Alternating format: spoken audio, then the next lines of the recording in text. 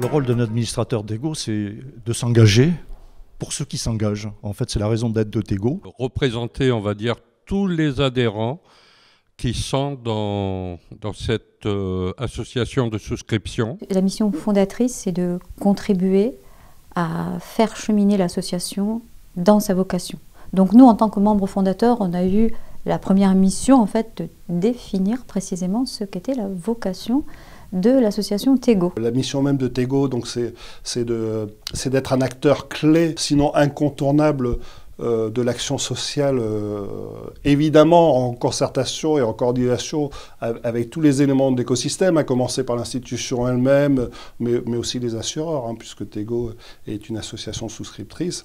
Comme dans tous les conseils d'administration, l'administrateur s'occupe de tout ce qui est stratégie de l'association et donne les grandes lignes de ce qu'il peut y avoir à faire, se projette surtout sur l'avenir et contrôle au fur et à mesure des conseils d'administration que tout ce qui a été mis sur papier est bien en musique. Vous savez qu'il y a une structure avec un secrétaire général qui prépare tous les conseils d'administration et là nous sommes simples administrateurs avec notre bon sens pour essayer de le challenger, pour essayer de poser des questions et donc essayer de compléter le service rendu. Il nous faut faire preuve de beaucoup d'intelligence de situation, beaucoup d'agilité pour suivre la route et la suivre dans le bon sens. Le rôle d'un administrateur, alors déjà, tout seul, sa voix ne vaut rien. Hein. C'est-à-dire qu'il siège au sein du conseil d'administration et le conseil d'administration, ça va être l'organe qui va être chargé de donner pour l'association sa stratégie.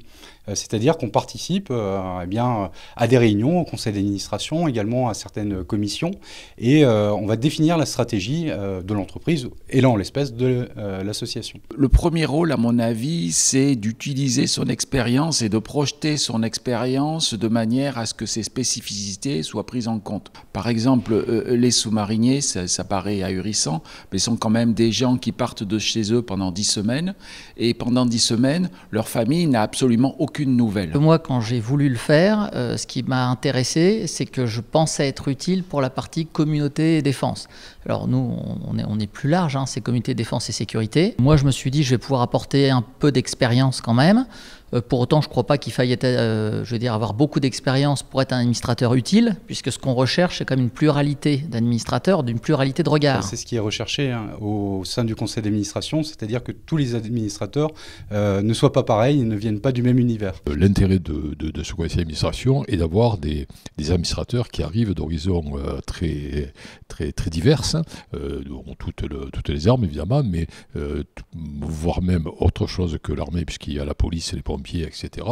Et il est riche de toutes ces personnalités et donc il me semble qu'à nous tous, nous arrivons à représenter un bon panel, en tous les cas, de ce que sont les adhérents.